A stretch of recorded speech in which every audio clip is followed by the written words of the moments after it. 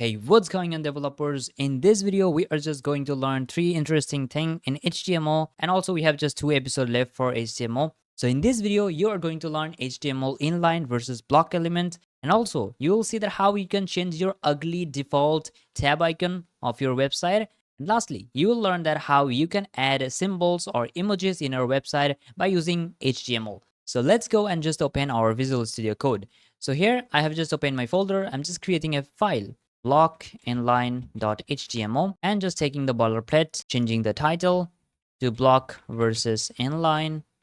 Perfect. In HTML, there are two types of tag. Some of them act like introvert and some of them are act like extrovert. Okay, so I'm just taking one of the introvert tag that is called paragraph tag. You have previously used it many times. I'm just telling introvert. This called block in HTML. And another tag I'm just taking before I go further, you have to comment that you are introvert person or extrovert person. Then it's gonna be so fun. So comment below and just continue watching.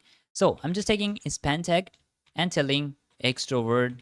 Okay, extrovert, and this is inline element in HTML. Okay, so I'm just saving it and just open live server there. Perfect. Okay, here is the two line of code, but can you see the difference? If you notice carefully, then you can maybe understand the thing.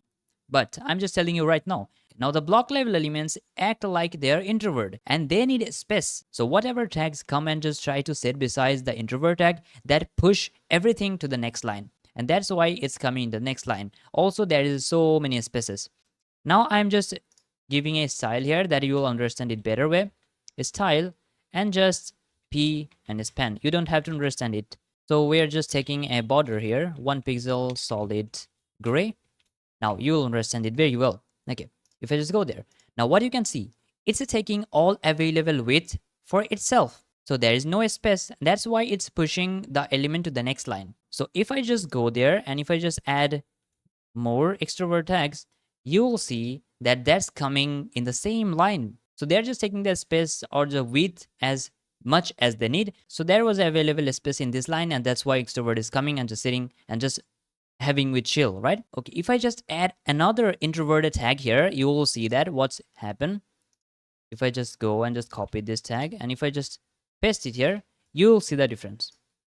You see? So the introvert tag is starting with a new line and just pushes everything in the next line, right? Now you might question me that, okay, Zihad, we haven't understand the topic, but how we know that which tags are introvert and which tag is extrovert, right? For that, we will just go to W3 schools and simply, I'm just going to HTML and here you'll find a section block and inline. So if I just go there, here are the tags that are block level elements in HTML. You can see address, article, asides, block code, all the things are there. H1, H6, right? Header, these kind of things. Okay, so here you can see this inline element and these are the inline tags. A tag, ABBR tags, B tags. When you just practice day by day, you will understand that which is inline and which is block. You don't have to see every time. Now, you have to know that an inline element cannot contain a block level element, but a block level element contain inline element. Now, what I'm trying to show you, I'm just taking a paragraph tag here. And this is a block level element, right? For example, this is a real world example, how we use block level element and inline element together.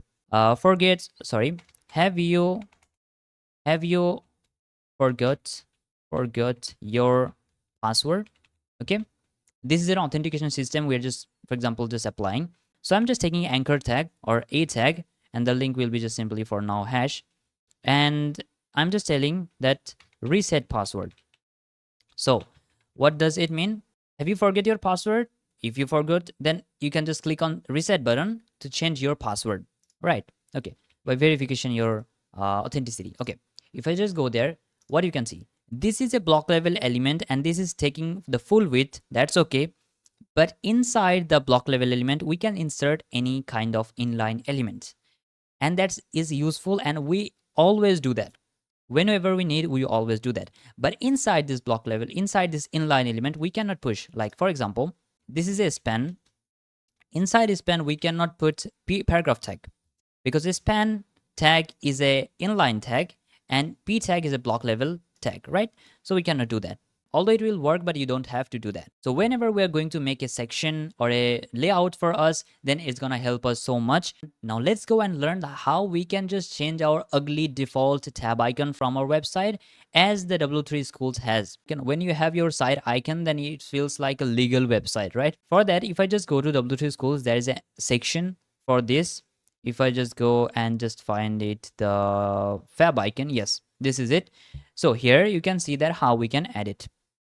This is the basically one line thing that we have to put inside head tag. Okay, I'm just telling you right now. So this is our head section. I'm just deleting the style section. So if you just type here link and clone, you will find here fab icon. It will just complete the whole line. Now here is the thing that you have to understand. In Herf, we can use any kind of image, for example, .png, .jpg, .svg, and even .ico. The ICO is standard for fab icon.